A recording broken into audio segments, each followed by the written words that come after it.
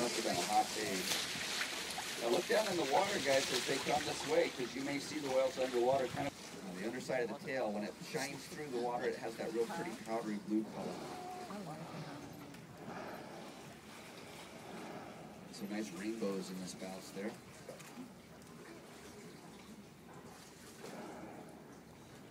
As you can see, they're not too disturbed about us. They're completely focused on their mission. Now this will go on for a long time. It could be hours. It could be days. You might have this group following her around for 2 or 3 days at a time, picking up a few, dropping a few. At some point, she's going to choose one of them, and that will become what we call the primary escort. And he's probably the one right there, that guy, that is the #1 position right now. So he is winning the battle so far. He's a little bit bigger than the other guys.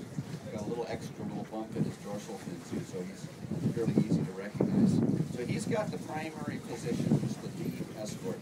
Now, if she chooses that one, not necessarily always going to be the biggest one. Sometimes it's the 90 more sensitive kind of guy. She pick the one that she really likes, and then she'll lead with that one and spend some time with that one, anywhere from a few days to a couple of weeks. A lot of times, the rest of the group, the males that are left behind, will keep fighting it out for quite a long time afterwards. It's sort of like closing time at the bar, you know, 2 o'clock in the morning.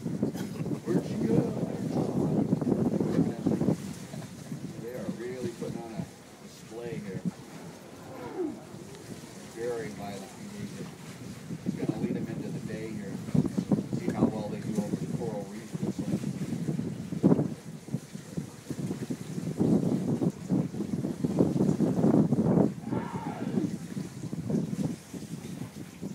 Motorboats.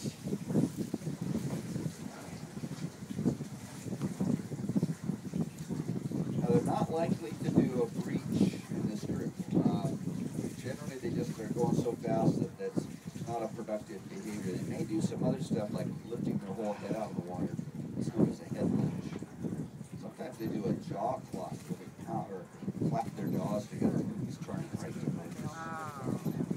These guys are fighting, guys. Full on battle royale. This is what we call a whale fracas. Whale fracas.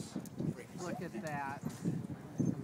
Coming right to us, guys. Get ready. You're going to get a really good shot of some spouts here. And you're going to see a V shape in the spouts when they come head on at us. If they do keep coming this way, that's because they have a division down the middle of the blowhole, like our nostrils.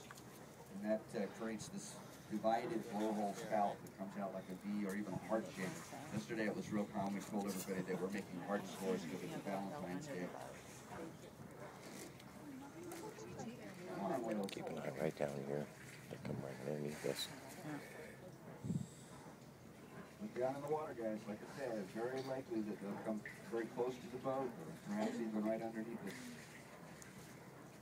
What they do right before they attack, right, Brian?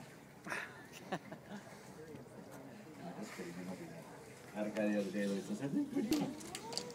Come on, big guys. Battle has been joined. This is a close encounter. There's the big guy.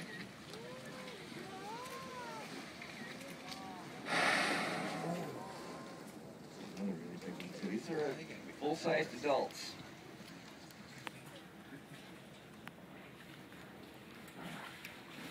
Anybody see him underwater? It's kind of hard with the glare. She got really good sunglasses on. You might see him down there. Tail shot, maybe? Yes. Oh my god. Sweet. Oh my god. That was a priceless shot right there, guys. Well, we are starting off with bang here. This is the way we like it. Oh. Oh my god. Look at all the scars on the back there. Oh, he's diving right underneath. Love it.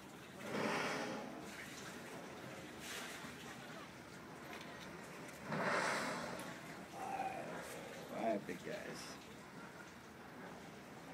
Maybe tail shot. Ooh.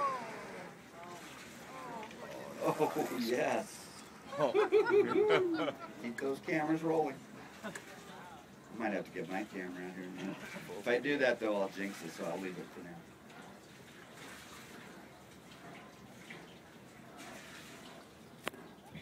She is trying to use the boat to distract them or shake them loose.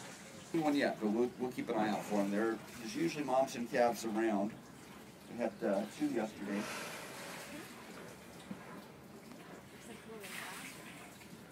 So anyway, they've come down and they'll stay. The latest ones, the moms with the babies, will stick around till mid to late April and then leave. And we even have a few that do sometimes see in May, but that's kind of rare. So about 4 months, January, February, March, April, are the prime months of whale watching here in Hawaii. Now they go back up to Alaska. The fastest time on record, I think, was 39 days. Whoa. Now you might have just noticed that dorsal fin had a little wiggle to it.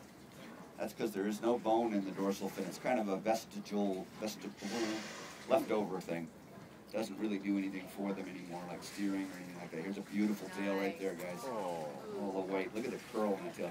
See how much difference there is from one tail to another? You're really getting a good chance to see those individual markings I was talking about. So why have they come down here? Well, you've seen one reason. For this purpose, this is where all the mating takes place. And then, of course, the second reason is because the babies are born down here. And Hawaii is an ideal place for that. Nice warm water. That means that the mom can give birth to a calf that's fully developed, but not very big. Not very fat, anyway. Typically, a baby, when he's first born, is about 10 to 16 feet long. But he only weighs about 3,000 pounds, so he's kind of... So in the whole North Pacific population of humpbacks, we think there's about 18 to 20,000 humpbacks. Now that's a good number. That's come back up from something down as low as maybe 1,000 or 2,000 whales back in the 60s. They started getting full protection back in 1960.